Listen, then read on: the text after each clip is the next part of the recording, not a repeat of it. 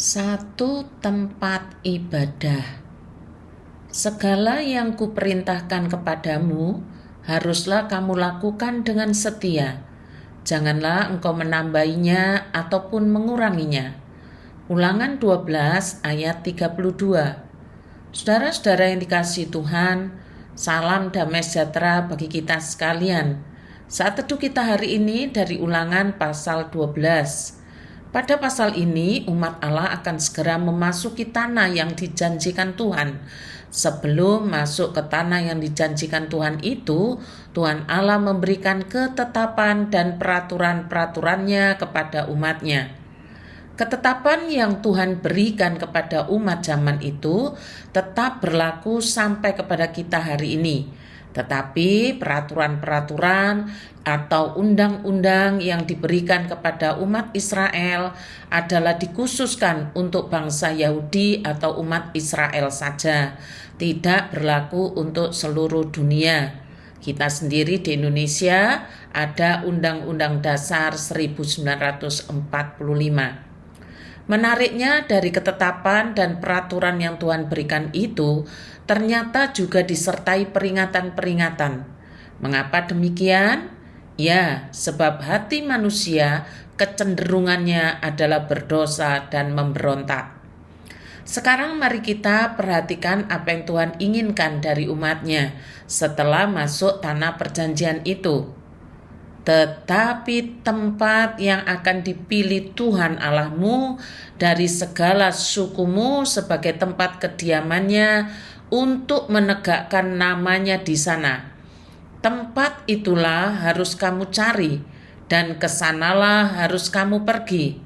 Kesanalah harus kamu bawa korban bakaran dan korban sembelihanmu, persembahan persepuluhanmu dan persembahan khususmu, korban nasarmu dan korban sukarelamu, anak-anak sulung lembu sapimu dan kambing dombamu.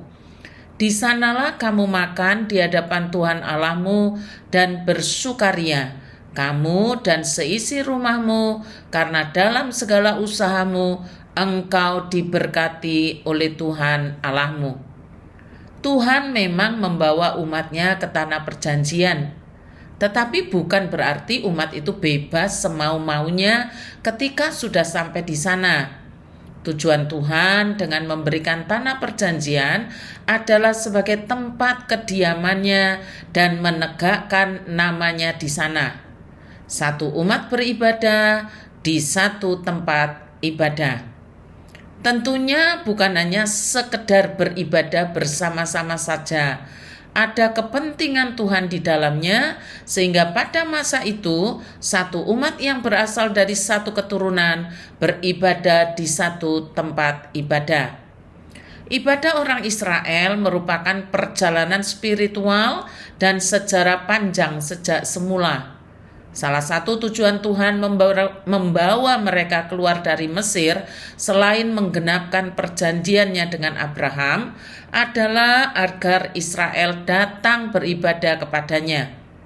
Tuhan dan Israel sangat berbeda dengan Allah atau berhala dan bangsa-bangsa seperti Mesir, Het, Yebus, Feris, Hewi, dan lainnya yang tidak mengenal Allah itu. Waktu Tuhan memerintahkan Musa agar menghadap Firaun dan berkata supaya melepaskan umatnya, mereka bukan hanya dibebaskan dari perbudakan Mesir, tetapi juga agar dapat beribadah kepada Yahweh. Bukan sekedar beribadah di padang gurun, melainkan agar selama hidup mereka dan setiap generasi akan menyembah Tuhan semesta alam yang berdaulat dan berkuasa. Bahkan ketika memasuki dan menetap di tanah terjanji, mereka tidak lagi mencondongkan hati dan pikiran kepada ilah dan berhala, melainkan mengarahkan mata yang tertuju kepada Tuhan. Allah merancangkan kesukacitaan bagi umatnya seperti yang tertulis dalam ayat 7. Di sanalah kamu makan di hadapan Tuhan Allahmu dan bersukaria, kamu dan seisi rumahmu, karena dalam segala usahamu engkau diberkati oleh Tuhan Allahmu. Di sini relasi dengan Tuhan Allah membuat relasi dalam keluarga seiring sejalan. Perhatikan saja kata bersukaria di hadapan Tuhan. Juga pada ayat yang ke-12, kamu harus bersukaria di hadapan Tuhan Allahmu. Kamu ini anakmu laki-laki dan anakmu perempuan, hambamu laki-laki dan hambamu perempuan, dan orang Lewi yang di dalam tempatmu. Sebab orang Lewi tidak mendapat bagian milik pusaka bersama-sama kamu. Perhatikan sekali lagi kalimat harus bersukaria, artinya beres dalam relasi dengan anggota keluarga dan juga dengan umat yang lainnya. Selain ketetapan-ketetapan yang membawa keutuhan relasi umat dengan Allahnya, relasi antara sesama umat, bahkan relasi dalam keluarga, Tuhan Allah juga memberikan peringatan-peringatan seperti yang tertulis demikian. Dengarkanlah baik-baik segala yang kuperintahkan kepadamu, supaya baik keadaanmu dan keadaan anak-anakmu yang kemudian untuk selama-lamanya. Apabila engkau melakukan apa yang baik dan benar di mata Tuhan Allahmu, apabila Tuhan Allahmu telah melenyapkan dari hadapanmu bangsa-bangsa yang daerahnya kau masuki untuk mendudukinya, dan apabila engkau sudah menduduki daerahnya dan diam di negerinya, maka hati-hatilah supaya jangan engkau kena jerat dan mengikuti mereka setelah mereka dipunahkan dari hadapanmu, dan supaya jangan engkau menanya-nanya tentang Allah mereka dengan berkata, bagaimana bangsa-bangsa ini beribadah kepada Allah mereka? Aku pun mau berlaku begitu.